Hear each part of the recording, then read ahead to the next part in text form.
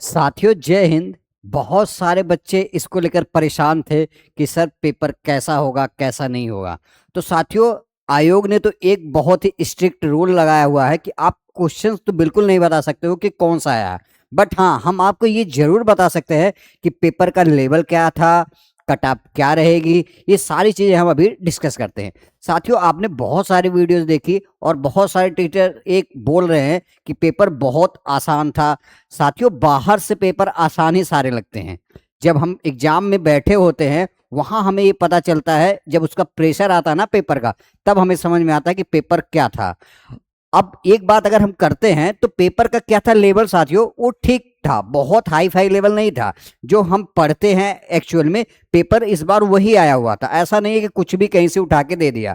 तो इसमें पैनिक होने की बिल्कुल भी जरूरत नहीं है। और जो बच्चों ने प्रेशर झेल लिया, पैनिक नहीं हुए, तो ये आप समझ लीजिए उनका पेपर बहुत अच्छा गया होगा। क्यों? क्योंकि पेपर जो था ना साथियों, ऐसा नहीं था बहुत ज्यादा डीप गया था, ऐसा बिल्कुल नहीं था। अगर जिस बच्चे की बेसिक कॉन्सेप्चुअल अच्छी क्लियरिटी थी तो पेपर अच्छे से कर ले रहे थे, और जिनकी नहीं थी वो तो फंसना ही था।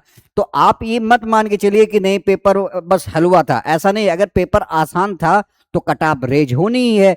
और साथियों जो बच्चा, आप ये समझ लीजिए, जरूरी बिल्कुल भी नहीं कि पेपर आसान है तो सारे करके आएंगे, ऐसा बिल्कुल भी नहीं है। अब एक चीज आप समझनी पड़ेगी साथियों, क्या जिस बच्चे का टाइम मैनेजमेंट अच्छा रहा होगा, क्या जैसे एक बच्चा क्या होगा, पेपर आसान था, जैसे हमने कहा पेपर ही आपका आसान था। एक बच्चा क्या होगा कि पेपर आसान होने की उसकी इतनी प्रैक्टिस नहीं थी कि आसान क्वेश्चन को भी जल्दी से कर ले। लेकिन एक दूसरा बच्चा रहा होगा, वो पता क्या कर रहा था, उसको ना पेपर आसान था और अगर उसकी बहुत अच्छी प्रैक्टिस थी तो उसने पेपर को बहुत जल्दी से कर लिया होगा। तो आप यही देखोगे क्वेश्चंस आते हुए भी आपके लिए कठिन हो गया वो पेपर। क्यों? क्योंकि अगर आपकी प्रैक्टिस अच्छी से नहीं थी तो आपको लग रहा था मैं कर लूंगा सारा क्वेश्चन, बट क्या आपके पास इतना टाइम ही नहीं बचा कि आप क्वेश्चन सारे कर लो। तो आपको मैं यही चीज समझाना चाह रहा हूं, पेपर आसान ही आते हैं, लेकिन जो मैनेजमेंट टाइम का कर लेता है और जो प्रेशर को झेल लेता है उसके लिए पेपर आसान हो जाते हैं।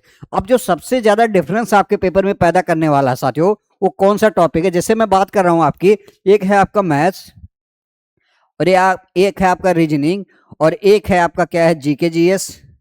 क्या साथियों? जीके जीएस, और एक है आपकी हिंदी। अब देखिए यहां मैंने जो मतलब पेपर एनालिसिस किया दोनों शिफ्ट का, वहां मैंने देखा हिंदी में मैक्सिमम बच्चे क्या थे, मैक्सिमम बच्चे हिंदी को सही करके आएंगे। मैक्सिमम बच्चे, मैं मान के चलता हूं हिंदी सही करके आएंगे।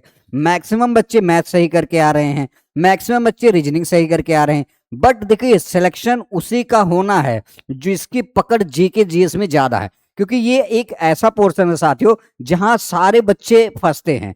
और ये एक ऐसा पोर्शन है जो आपको सिलेक्शन दिला के जाता है। क्यों?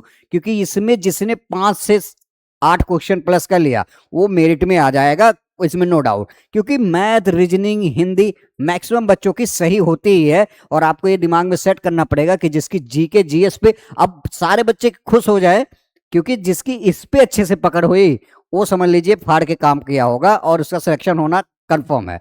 और देखिए इस बार मैथ में क्या हुआ, सबसे जो जरूरी चीज थी मैथ में, एक्सपेक्टेड जैसे 40 क्वेश्चन आने थे, 40 क्वेश्चन साथियों नहीं आए हुए हैं, ज्यादा ज्यादा 25 से 30 क्वेश्चन के बीच ही आया हुआ।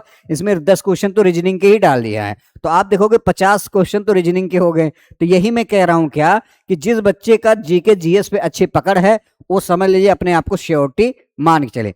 अब एक चीज और है जो बहुत सारे बच्चे कह रहे हैं कि सर कट ऑफ में भी, साथियों देखो पेपर इतना नहीं कठिन है ना तो इतना आसान है। कट ऑफ मान के चलिए 130 प्लस, जिसका सही होगा वो समझ लीजिए कटाप में है। 130 प्लस वाले बच्चे मान के चलिए, क्योंकि इससे कम कटाप तो नहीं जानी है। और क्यों? क्योंकि पेपर बहुत हाई फाई नहीं है, ये चीजें हमें समझनी पड़ेगी। तो आई होप चीजें अच्छे से क्लियर हुई होगी और पैनिक नहीं होना है। अभी कल का जो पेपर है उन बच्चों की चीजें ध्यान देनी है कि आपको जो आपने पढ़ रखा है, अगर जितना भी आपसे रिवीजन हो जाए उसको करके जाइए। और दूसरी बात यह है कि अगर आपको ये लगता है यहाँ चीजें ऐसी नहीं है तो आप गलत फहमी में है। पेपर हमेशा ऐसे ही आता है, बट क्या होता है कभी कभी 2-4 क्वेश्चन ही पेपर में टफ बना देते हैं, उसी का हुआ बना दिया जाता है, पेपर बहुत टफ है। तो आई होप चीजें अच्छे से क्लियर हुई होगी। कल के लिए सभी स्टूडेंट को बेस्ट ऑफ लक। आपको पैनिक नहीं होना, फिर से कह रहा हूं, अगर आपने प्रेशर झेल लिया एग्जाम का और टाइम मैनेजमेंट अच्छे से कर लिया तो आपका पेपर बहुत अच्छा होगा। और आई होप आप सबको ये सारी चीजें बहुत अच्छे से पता है। और जो बच्चे भी हमारी क्लास देख के गए होंगे, यूपीएसआई जो हमने प्रैक्टिस प्रीवियस ईयर क्वेश्चंस कराया हुआ था साथियों, कहीं कुछ नहीं गया, एज इट इज क्वेश्चंस उसी टाइप से ही आए हुए हैं। तो अगर उस जिसने ऐसे भी देख लिया है चीजें मैथ में, उसकी यहाँ से भी चीजें बहुत अच्छे से क्लियर होगी। तो चलिए, आई होप आपको सारी चीजें क्लियर हुई होगी। मिलते हैं नेक्स्ट वीडियो में, तब तक के लिए जय हिंद, जय भारत।